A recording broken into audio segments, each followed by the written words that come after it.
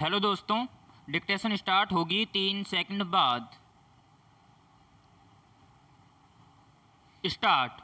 Corona काल हो या सामान्य वक्त, अस्पताल हमारी जिंदगी का अहम हिस्सा बन गए हैं। पिछले 1 साल से कोरोना जनित आपदा ने अस्पतालों और स्वास्थ्य के बुनियादी ढांचे के प्रति हमारे नज़रिए को मथने का काम किया है। एक ओर जहां कोरोना के इस अदृश्य ज्वालामुखी ने चिकित्सा की सार्वजनिक व्यवस्था को हतोत्साहित करने वाली नीतियों से लेकर निजी अस्पतालों की मनमानी को उजागर किया है, वहीं स्वास्थ्य क्षेत्र को नई संजीवनी देने के प्रयासों को भी बल दिया है। निस्संदेह कोरोना की इस लड़ाई में अस्पतालों की भूमिका अग्रणी है।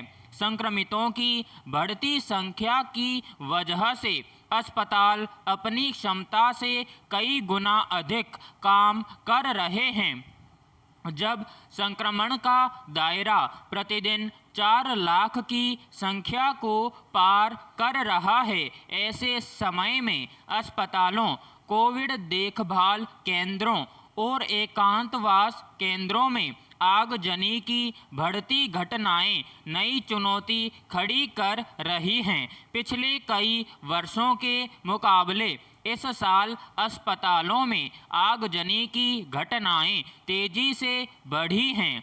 हालात की गंभीरता को देखते हुए केंद्रीय गृह मंत्रालय को राज्य सरकारों को निर्देश देना पड़ा है कि कोविड अस्पतालों में आग की घटनाएं रोकने के लिए पर्याप्त इंतजाम किए जाएं। साथ ही यह भी कि बढ़ती गर्मी को देखते हुए अस्पतालों में आग लगने की घटनाओं से निपटने के लिए पूर्व तैयारी रखी जाए। पैराग्राफ। अस्पतालों में आग की घटनाओं की भयावहता का अंदाजा विगत कुछ महीनों के भीतर हुई दर्दनाक घटनाओं से लग जाता है। अगस्त 2020 से अब तक देश के अलग अलग हिस्सों से अस्पतालों में आगजनी की 2 दर्जन से अधिक बड़ी घटनाएं सामने आ चुकी हैं। कुछ समय पहले गुजरात के एक शहर में कोविड अस्पताल में आग लगने से 18 लोगों की मौत हो गई थी। इसमें दो राय नहीं कि कोरोना के बढ़ते मामलों के बीच कोविड अस्पतालों पर क्षमता से कई गुना बोझ बढ़ा है। विशेषज्ञों के मुताबिक दूसरी लहर के साथ कई अस्पताल बिस्तर, चिकित्सा उपकरण और कुछ हद तक कर्मचारियों की संख्या बढ़ाने में सफल रहे हैं, लेकिन समानांतर रूप से आग से होने वाले हादसों से बचाव के लिए इंतजाम दुरुस्त करने को कहीं प्राथमिकता नहीं दी गई। ज़्यादातर अस्पतालों में बिजली का भार अचानक बढ़ जाने से आपूर्ति व्यवस्था अचानक ध्वस्त हो रही है।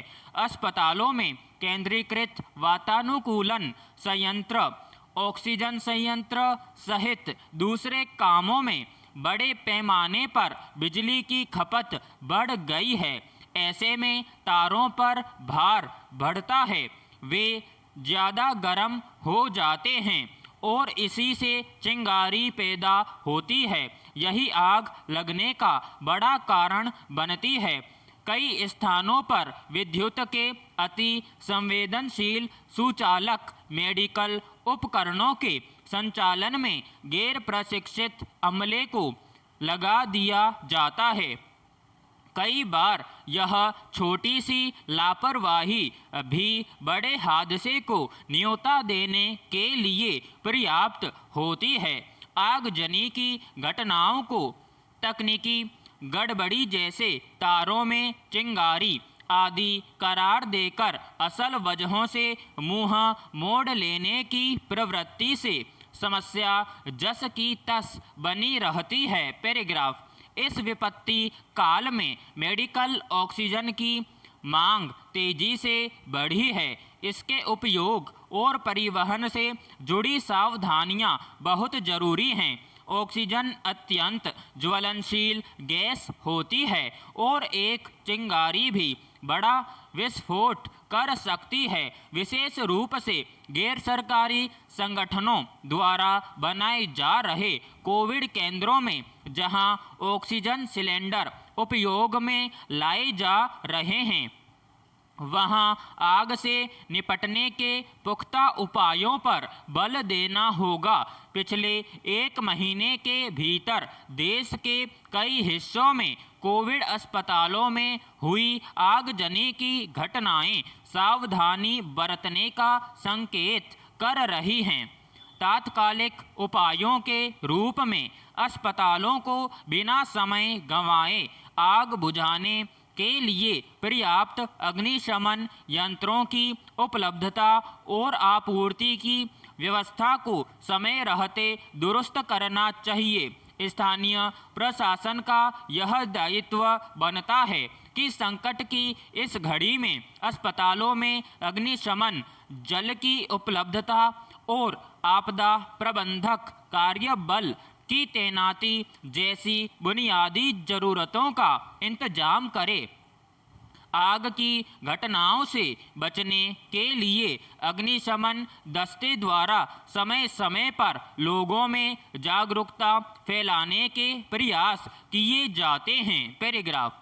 मानवीय तकाजा है कि आपदा के वक्त लोग एक दूसरे का सहयोग करें, उन्हें जरूरी सुविधाएं और जीवन रक्षक सामग्री उपलब्ध कराएं। मगर कोरोना की इस दूसरी लहर में बड़े पैमाने पर ऐसी अमानवीय घटनाएं सामने आ रही हैं जिन्हें देख सुनकर दिल दहल जाता है। इस वक्त जब देश भर के अस्पताल ऑक्सीजन और इस संक्रमण के इलाज में काम आने वाली जरूरी दवाओं की कमी से जूझ रहे हैं, तब कई जगहों से कुछ दवा विक्रेताओं, वितरकों और सक्षम लोगों द्वारा इनकी जमाखोरी और कालाबाजारी की खबरें भी मिल रही हैं। रोगियों और शवों को ढोने वाले वाहन चालक मनमानी पैसा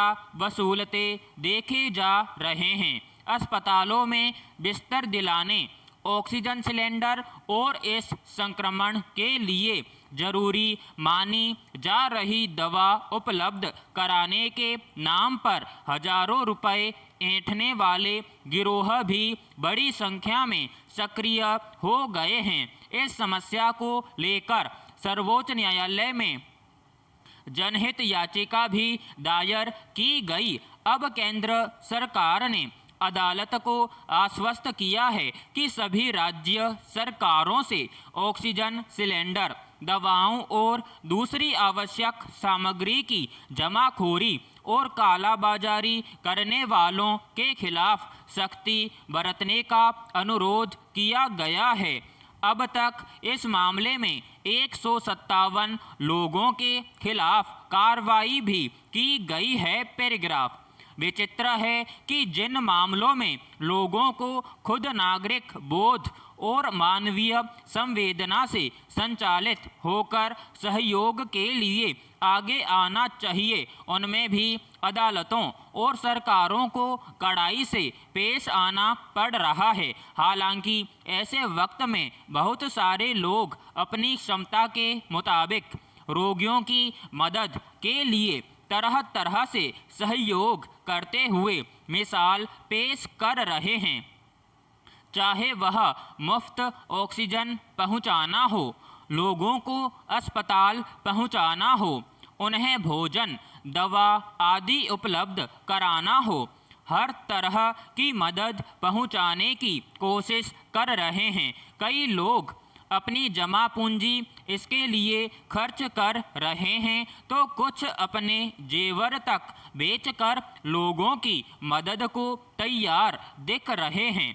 ऐसे लोगों से भी कालाबाजारी करने वाले कोई प्रेरणा नहीं ले पा रहे तो इसे क्या कहेंगे। दरअसल यह प्रवृत्ति भारत में नई नहीं है। विराम समाप्त।